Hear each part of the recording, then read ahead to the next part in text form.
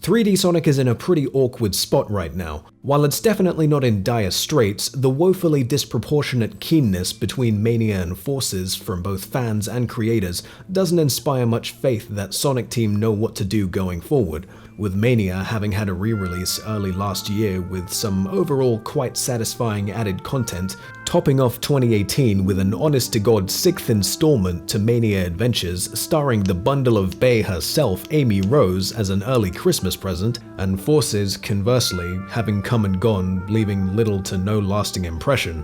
When you consider all of that, along with the slew of pretty high-profile 3D Sonic fan projects that have come out in the last 2 years, not unbeknownst to at least Sonic's social media I might add, that in their search for the perfect 3D Sonic framework seem to have more in common with each other than any Sonic game of the last 10 years, it would seem as though the boost gameplay has reached its twilight years as the status quo for 3D Sonic. If this is to be true, I think it's most definitely a good thing. While I can only guess what would take its place, the boost gameplay, for all the fun I've had with it, I think in its current role is a bigger disservice to the franchise than it is an asset. But it doesn't have to be.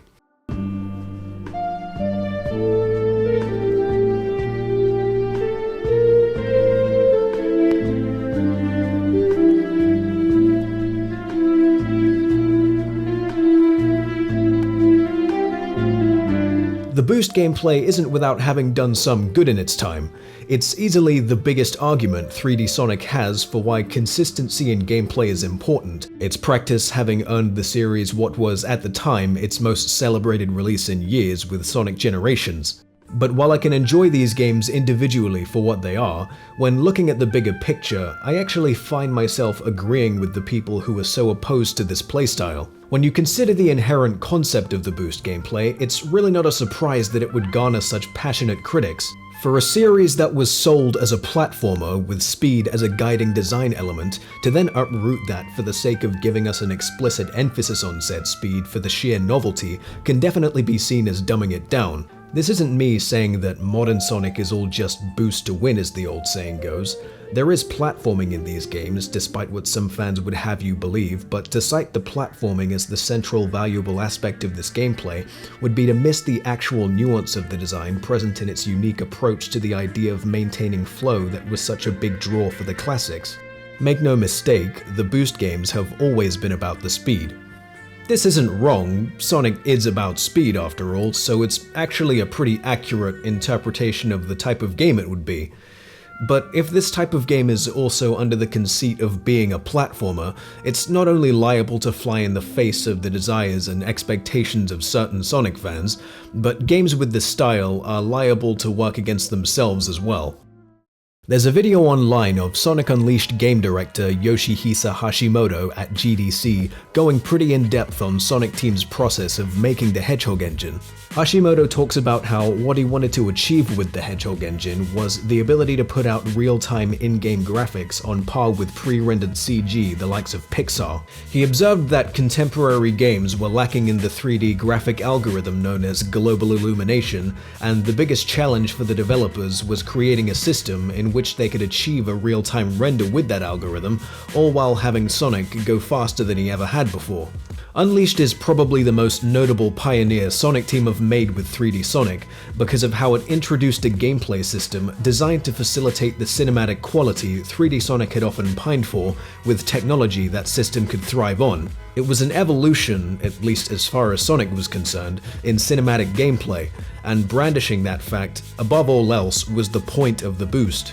The problem here is, as a result, this playstyle is less functional as a platformer, but as the games have progressed, the more it has tried to be that, and consequentially, the more it ceases to justify its own existence.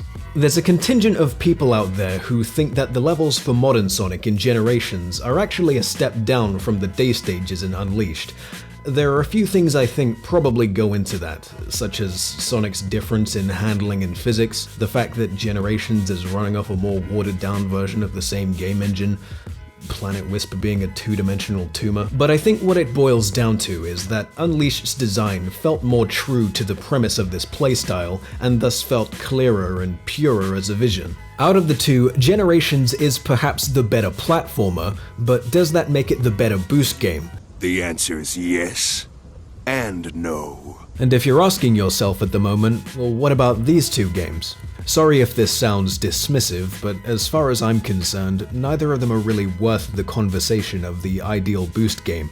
Color similarities are superficial at best, as the game seemed more concerned with stringing along its rather stock, flawless, and not to mention almost exclusively 2D design with the same 7 power-ups over and over, and forces levels were so criminally under-designed that the game ended up actually being the thing people accused Unleashed of. I mean, if you like these games, more power to you, but for me, the only games in this playstyle that are even comparable are these two.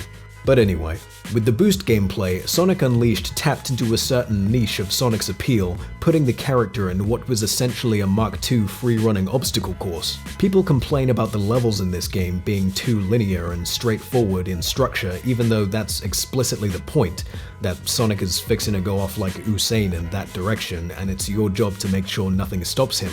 It's the logical extreme of an aspect of Sonic's hardcore appeal in the days of yore. Mechanics like the boost, quickstep, drift, and slide aren't meant for navigating complex, sprawling geometry. They're meant to make sure Sonic is equipped to deal with anything that would stop him from going faster Sonic X. And that's reflected in the level design. You drift along the edges of cliffs, you weave along precarious walkways and dense death traps, you outrun Big Arms 2049 over here who tries to swipe you one. Like, we aren't doing the momentum thing here. It's why the broken-ass platforming controls for this playstyle have never really been a big sticking point for me. The way Unleashed uses speed in its design demonstrates that this playstyle was never meant to be in a platformer.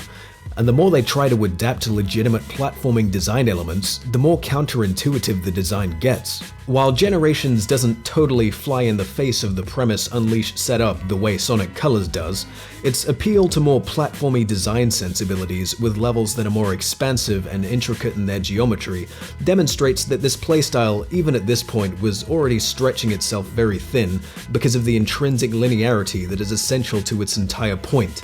The levels are aggressively railroaded anyway, so trying to tease this artifice of openness feels dishonest and insipidly imitative. I look at a level like Modern Seaside Hill or Modern Sky Sanctuary and think there are all these little sections in here that, if fleshed out, would have made for great levels all on their own, and in any other platformer they would be. But instead they're constricted, diluted by the will of the designers to have Sonic go a mile a minute. Generations in particular, trying to be more of a platformer, ends up feeling like an awkward middle ground of sensibilities. Those elements of its design only seem to exist as an act of formality instead of being there to facilitate an idea. The parts of the game that feel the most like Unleashed, where the design is kinetic and tight, are the parts that feel the most cohesive. This isn't necessarily to say that modern Sonic went backwards in Generations, and it's not unfounded that the boost gameplay went in this direction. It was obviously reactionary to the criticisms of Unleashed from people who didn't get it, or did but just didn't accept it, understandably so because it was a playstyle in a game that was operating under the wrong conceit for what it was. I already said in my video about Sonic Forces that in its current conceit as a high-speed platformer, Generations is the best the boost games have to offer. It's a good example of a game working well with what it is, but what it is inherently counterintuitive to the position that it's in. A high-speed platformer is what the boost gameplay has always been presented as, by virtue of it being the norm of every core series game in a platformer since 2008, but because of that it had to compromise its own premise, resulting in games that are generally fun and solid, but because of this compromise, among their other numerous faults, could never be truly exceptional, and never will be until that compromise is no longer necessary. But how does that happen? Well, I have an idea. 3D Sonic has always been obsessed with these moment-to-moment set pieces. One moment you're skating down the lofty inclines of San Francisco, the next you're being chased down by a cartoonishly large military truck. One moment you're riding down an icy half-pipe in a go-kart, next you're aquaplaning through an Arctic archipelago with the sun beaming on the water as the ripples fly by.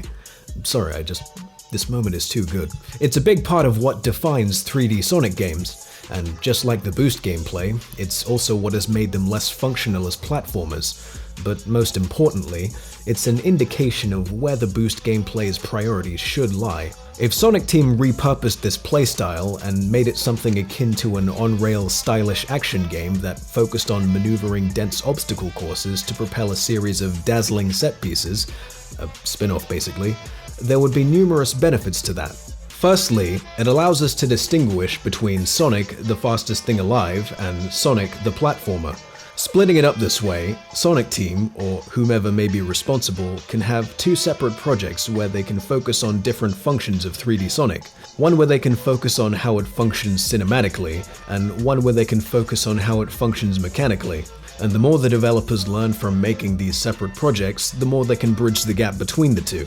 Secondly, it would help tie Sonic back to Sega's arcade roots. 3D Sonic has always had a pretty strong lean towards arcade sensibilities, with their greater emphasis on ranking systems, which serve essentially the same function as leaderboards, and again, moment-to-moment set pieces used to move the levels along. And the Boost games I think are the most conducive framework for truly manifesting that aspect of the series. Arcade games, and many of their spiritual successors, such as what you would find in the on-rail shooter genre, are often about action spectacle.